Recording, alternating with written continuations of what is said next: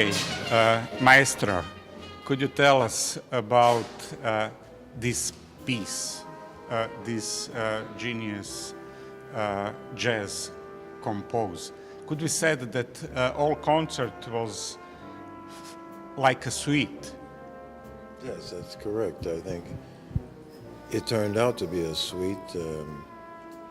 The selection of the songs that he made for that presentation in 1959 at Town Hall turned out to be sort of like a suite. Yeah. How and why did you reconstruct this? First, why? The why is that Duke University, which is a big university in North Carolina, Raleigh-Durham is where it's located, which is not very far from where Thelonious Monk was born in Rocky Mount. And they are housing all of his memorabilia and archives. They wanted a 50th anniversary celebration of his now historic Town Hall concert.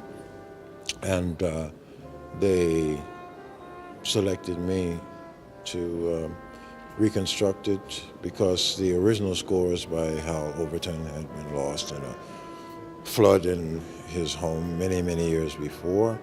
And I recreated it, and it was premiered for the first time in, I believe, 2008, before the 50th, just to start it off.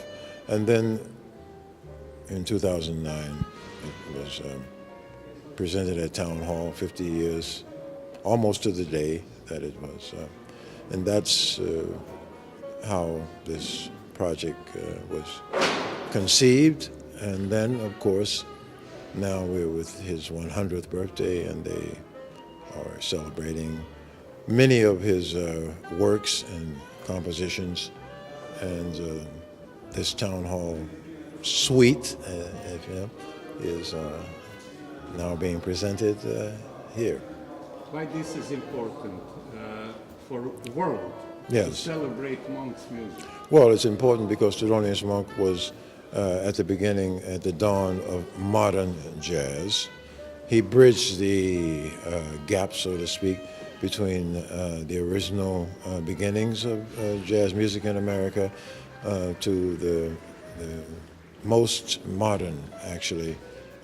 There's nothing new being presented today past Thelonious Monk. He suggested everything that we are now dealing with.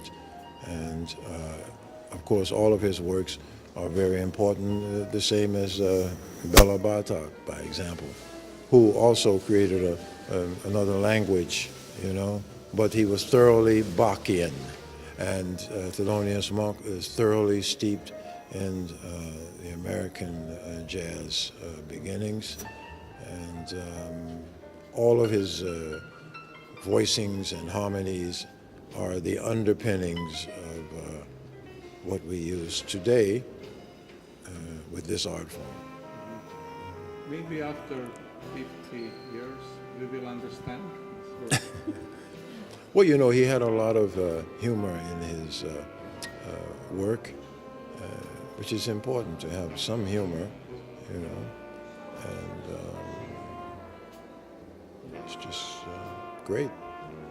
Would you say that you can find some kind of simplicity in this complex music? Oh yeah, absolutely. He had a lot of simplistic things, but things which are necessary to build on before you become complex. You know, it's the old saying, you have to crawl before you can walk, before you can run. If you want to run before you can even crawl, so same analogy. And when I said simplicity, I mean of the highest quality of art. Absolutely, yes, absolutely. The same with painting, you know, from minimalist to Rembrandt. So He was simplistic all the way to impressionistic to Rembrandt. Why did you agree to play it with Croatian music? Because you were gracious enough to present me 2 times before, and on the first meeting I was introduced to Sasa Nestorovic, and we became close colleagues and respect and appreciate each other, and I knew that he would be able to assemble very good, excellent Croatian musicians, in particular a pianist, because this is about piano for Thelonious Monk, and that is why I'm here. He did it? I think so. Could you tell us about this album, music from this album? Why this album is important for history of jazz? Not only jazz disco, but Yeah. jazz generally. It's important because Thelonious Monk, although known as a stride pianist, he foretold of how we would modernize the early beginnings of jazz music from 1899, Louis Armstrong, and 1899 or 1900, Duke Ellington, and all of the great early iconic figures of the music. So by 1940, Thelonious Monk had assimilated all of these greats and had this wonderful pianistic style stride, but he also introduced to us these incredible modernized and substitute chords, which helped to modernize the music and then lend to be able to solo and improvise differently than the 50 years before. So he's very important in every aspect of our art form. Could you explain this genesis, this development of understanding his music from this time when they said it's Chinese music in the beginning until they said he's genius, this is masterpiece. How did that happen? Could you tell us about this? Who first said this is good? You mentioned Coleman Hawkins yesterday. Mm-hmm. Well, I mean, I'm not sure how Thelonious was accepted finally, but I think being recorded by Alfred Lyons with Blue Note Records, and all of his first recordings, on the other labels at the time, helped to the other musicians who were a generation before him to say that he belonged, because of this new style that he introduced, really. But I think what helped was, as I mentioned before, that as a soloist he had mastered stride piano, but he had introduced these modernistic harmonies, which Charlie Parker and Dizzy Gillespie were to expound on, these kind of chord changes, as they say, and that, I think, enabled the generation before him to accept that he had introduced something really important to the music. Could you tell us what intrigued you to do works like this? for example, Africa Brass. So it's not easy to do. You had to go in head of artists. You had to research. History, all context. It's very complex. Why do you like to Well, do it? I did not have to research, and the reason why is because as a teenager, I did my researching by practicing these giants, you know, and listening to their recordings.